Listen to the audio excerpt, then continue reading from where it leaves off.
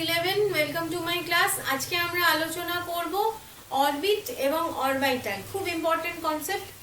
তাহলে অরবিট মানে কক্ষ, অরবিট হচ্ছে কক্ষ, আর অরবিটাল কক্ষক। কক্ষ কনসেপ্টটা আমরা বোরস অ্যাটমিক মডেলে পেয়ে গেছি। এটা আমার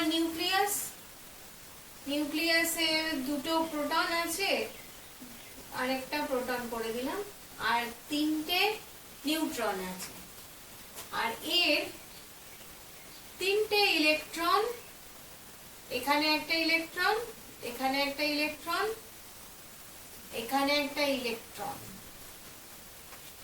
ফিক্সড স্থায়ী কক্ষপথ।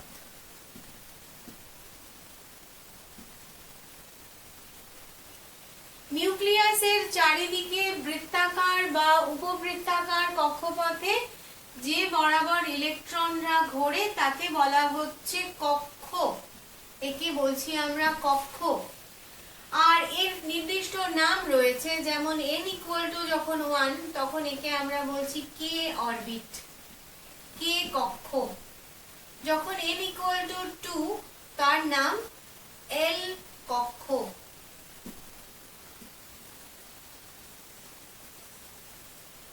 যখন n = 3 তার নাম হচ্ছে KLM কক্ষ।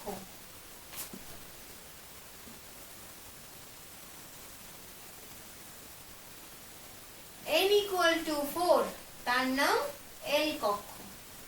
তাহলে নিউক্লিয়াসকে ঘিরে ফিক্সড সার্কুলার পাথ, যে বরাবর ইলেকট্রনগুলো নিউক্লিয়াসকে আবর্তন করে তাকে আমরা বলছি কক্ষ।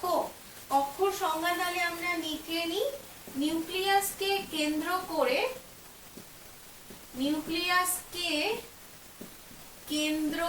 করে নিউক্লিয়াসের চারিদিকে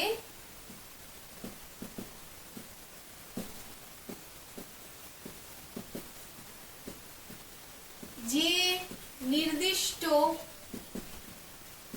বৃত্তাকার বা উপবৃত্তাকার পথে ইলেকট্রন আবর্তন করে তাকে কক্ষ বলে। এবার অরবিটাল কাকে বলবো আমরা?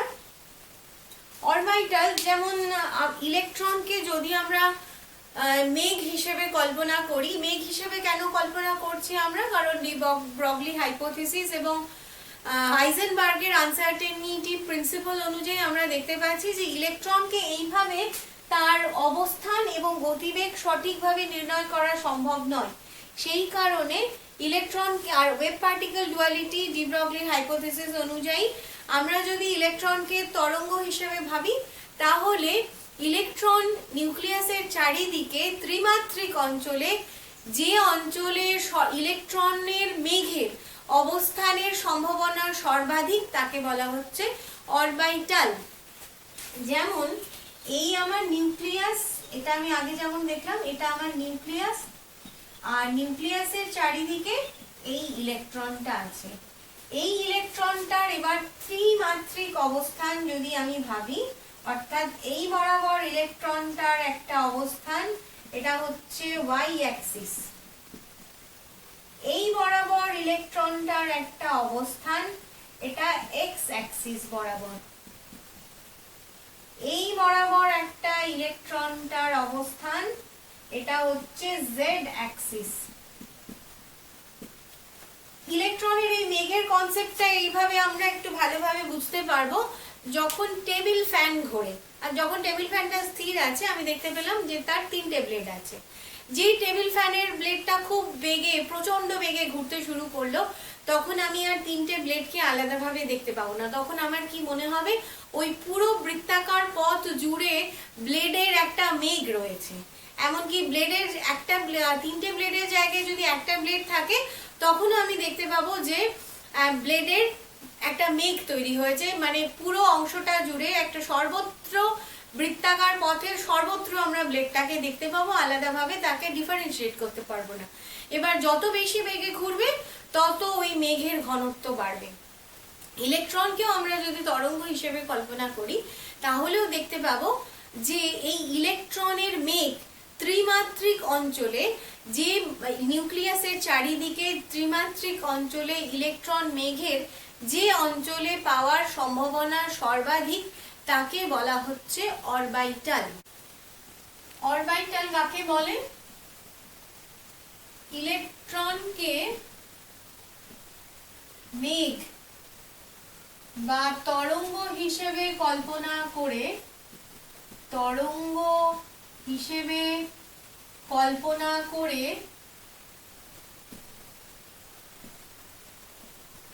নিউক্লিয়াসের চারিদিকে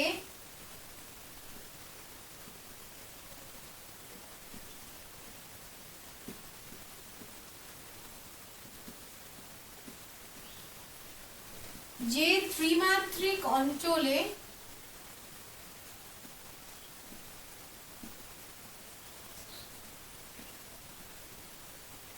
ইলেকট্রন অবস্থানের সম্ভাবনা সর্বাধিক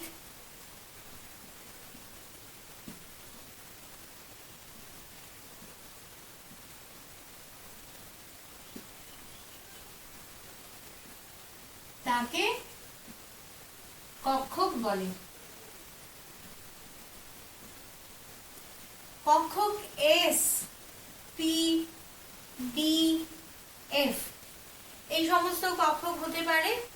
যেমন কক্ষ আর কক্ষকের মধ্যে সম্পর্ক এই রকম, n = 1 এই কক্ষ, সরি কে কক্ষ, কে কক্ষে 1s অরবিটাল আছে, 1s কক্ষক। আচ্ছা, n = 2 l কক্ষ, এক্ষেত্রে 2s 2p কক্ষক আছে। n = 3 m কক্ষ, 3s 3p 3d কক্ষক। n = 4 n কক্ষ, klm n কক্ষ, 4s 4p 4d 4f। তাহলে আমরা এখানে দেখতে পাচ্ছি 1s 2s 3s 4s তিনটে কিন্তু একই নয়, তিনটেই গোলাকার। 1s কে কক্ষের অরবিটাল, 2s l কক্ষের অরবিটাল, 3s m কক্ষের অরবিটাল, 4s n কক্ষের অরবিটাল, n অরবিটের অরবিটাল। 1s ছোট সাইজের, তারপরে একটু গোলকাকার দেখতে, 2s তার চেয়ে একটু বড়, 3s তার চেয়ে একটু বড়। তার মানে 1s যদি এরকম একটা বল হয়, 2s এর চেয়ে আরেকটু বল এর চারপাশে জুড়ে রয়েছে, 2s এরকম একটা বড় বল, তারপর 3s তার চেয়ে বড় আরেকটা বল, 4s তার চেয়ে বড় আরেকটা বল। এইভাবে আমরা s অরবিটালকে বুঝতে পারবো। আর p অরবিট দেখতে ডাম্বেল আকৃতির। p দেখতে কেমন? যদি আমরা এইভাবে ভাবি, x অক্ষ, y অক্ষ এবং z অক্ষ, p দেখতে ডাম্বেল আকৃতির, px। এটা হচ্ছে y অক্ষ, এটা x অক্ষ, এটা z অক্ষ, এটা px। এই যে ডাম্বেলটা, এটা py। আর এখানে z বরাবর রয়েছে pz। 3 ডাইমেনশনাল অ্যাক্সিস আমরা একটা ঘরের কোণে তাকালে বুঝতে পারবো। ঘরের কোণে এই বরাবর যেটা, সেটা হচ্ছে x Axis, sorry y Axis, এই বরাবর z এবং এই বরাবর x। এইভাবে আমরা 3 ডাইমেনশনাল অ্যাক্সিস গুলোকে বুঝতে পারবো। তো পার্থক্য বলার ক্ষেত্রে আমরা এটা একটা পার্থক্য বলতে পারবো যে কক্ষর ধারণাটা 2 ডাইমেনশনাল, অর্থাৎ ওখানে আমরা দুটো ডাইমেনশন দেখতে পাবো, একটা x অক্ষ আর একটা y অক্ষ। আর কক্ষকের ধারণাতে এসে যাবে কিন্তু ত্রিমাত্রিক, অর্থাৎ 3 ডাইমেনশনাল কনসেপ্ট। সেখানে 3টে অ্যাক্সিস আছে, একটা এক্স অ্যাক্সিস, একটা ওয়াই অ্যাক্সিস আর একটা জেড অ্যাক্সিস। আর এস ব্যতীত, এস ছাড়া প্রত্যেকটা অরবিটালেরই দিক নির্দেশক ধর্ম আছে, কিন্তু কক্ষ বা অরবিটের ক্ষেত্রে কোনো দিক নির্দেশক ধর্ম নেই।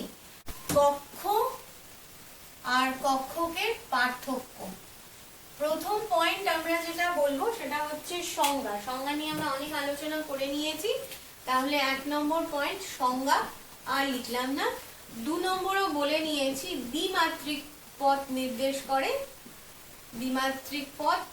আর নাম্বার 2 হচ্ছে ত্রিমাত্রিক, অর্থাৎ 3 ডাইমেনশনাল পথ নির্দেশ করে, ত্রিমাত্রিক পথ নির্দেশ করে। নাম্বার 3, কক্ষ কনসেপ্টে ইলেকট্রনকে কণা রূপে গণ্য করা হয়েছে, কণা রূপে গণ্য করা হয়েছে।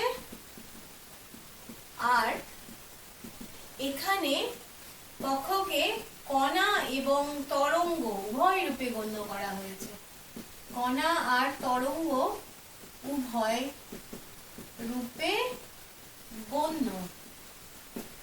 আকৃতি বৃত্তাকার বা উপবৃত্তাকার, বৃত্তাকার বা উপবৃত্তাকার। এক্ষেত্রে আকৃতি বিভিন্ন রকম হতে পারে, যেমন এস আমরা দেখলাম যে এস গোলাকার, পি ডাম্বেলাকার, তাহলে বিভিন্ন রকম আকৃতি হতে পারে। নাম্বার 5, ইলেকট্রন ধারণ ক্ষমতা 2n², অর্থাৎ n এর মান 1 হলে ইলেকট্রন থাকতে পারবে দুটো, n এর মান 2 হলে তার মানে 2 × 1² হবে 2। কে কক্ষে দুটো ইলেকট্রন থাকবে, কে কক্ষ দুটো ইলেকট্রন থাকতে পারবে, 2 × 2² তার মানে 8। তাহলে n এর মান 2 কোথায়, kl 8টা ইলেকট্রন থাকতে পারবে। m klm 2 × 3² 9, 18টা ইলেকট্রন থাকতে পারবে। তাহলে ইলেকট্রন ধারণ ক্ষমতার জন্য যে সূত্রটা আছে সেটা হচ্ছে 2n²। এক্ষেত্রে ইলেকট্রন ধারণ ক্ষমতা only 2, দুটির বেশি ইলেকট্রন থাকতে পারে না, দুটির বেশি ইলেকট্রন থাকে না। নাম্বার 5। নাম্বার 6, দিক নির্দেশক ধর্ম নেই, এস ব্যতীত আছে, অন্যদের ক্ষেত্রে আছে, অন্য কক্ষকের ক্ষেত্রে। নাম্বার 7, ভরবেগ আর অবস্থান নির্দিষ্ট, অবস্থান নির্দিষ্ট। এক্ষেত্রে নির্দিষ্ট নয়, নির্দিষ্ট নয়। আমরা অরবিটালের সংজ্ঞাতেই দেখে নিয়েছি, যেখানে ইলেকট্রনের অবস্থানের সম্ভাবনা সর্বাধিক, তাহলে এক্ষেত্রে ইলেকট্রনের অবস্থানের সম্ভাবনা। আজকের ক্লাস এই পর্যন্তই, পরের ক্লাসে আবার দেখা হবে।